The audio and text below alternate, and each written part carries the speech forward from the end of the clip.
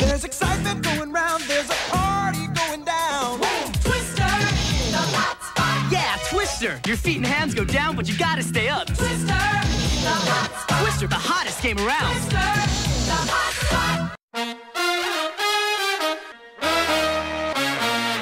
Well, the most obvious thing about Ace was indeed correct. He is the son of Mitsune, and also he's one of her miracles, whatever that means. I think she created him, because Niram explicitly said that future folks and present day folks have completely different biology. So like 100% she just pretty much created them out of nothing, right? Right?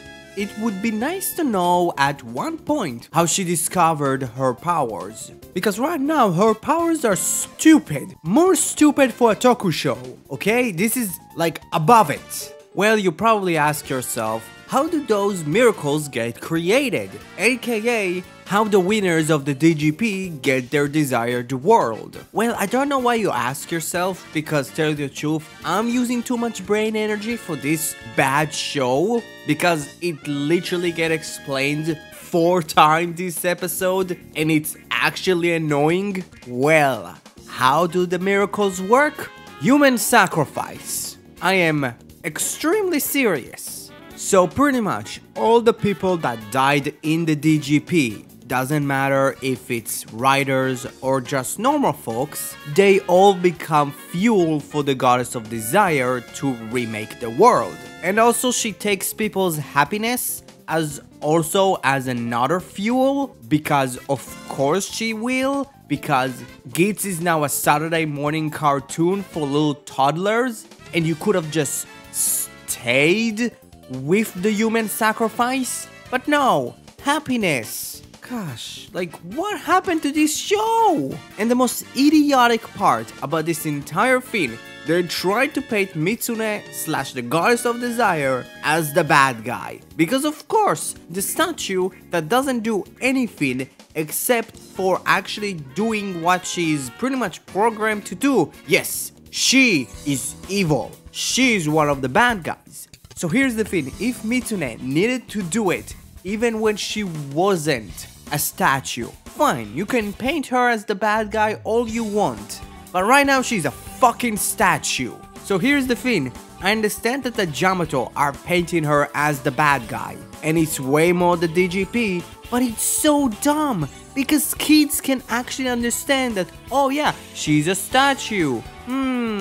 It's like, why the hell do you need to do that? And why the hell you need to do the entire happiness thing? It's actually dumb. Okay, I will not be negative for at least the next couple of sentences. I find her powers to be interesting, and I would be interested to know a little bit about the past DGPs when she was the navigator. So what the past winners of the DGP got before Mitsune pretty much became the goddess of desire. Was their desire and wishes something that the future folks can just make? Like a big old sword or a fire?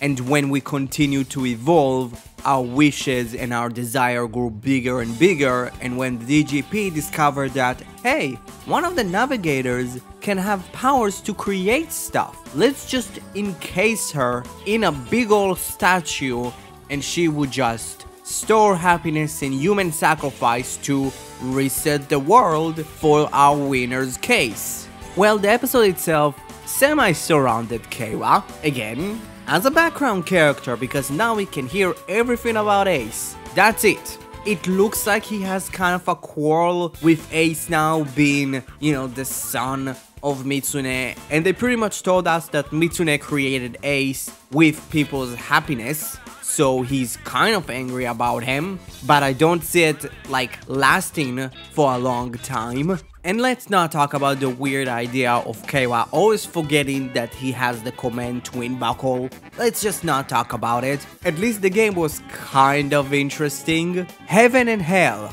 because it does matter. It's pretty much an evil version of the game Twister, but because of copyright laws, The JPG called it Heaven and Hell. The game itself pretty much served as a metaphor of what the Goddess of Desire does. They needed a metaphor for how bad the Goddess of Desire is. They semi-created a full Goddess of Desire that calls the color of the circle that the people are standing on, and if, let's say, it's red, the circle just disappears and the person just falls down to the city below them. How much when they, lifted up that part of the city, it was below water and, wasn't below the city, but fine.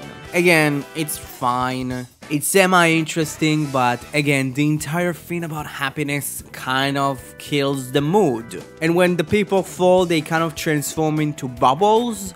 So I'm not sure if they're dead or not, because my boy Keiwa can't catch a win.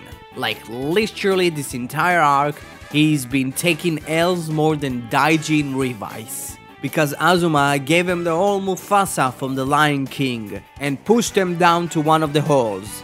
Again, I don't see him dying. This is very much anticlimactic, so I don't see that happening, but yeah. Hey, at least Archimedel got a good ending. He finally is one with the Yamato. After the new Yamato with the stupidly annoying name that I'm not going to say, ate him in the most gruesome way that this show can show it and still stay on air. Oh yeah, I kind of forgot. Nago is out of the game for a bit. The show gave it a 4-way line, so my review will. So yeah, what you thought about this week's Kamen Geats? Comment below, let me know. Thank you very much for watching this video. Subscribe to my channel if you didn't. Have a great rest of your day.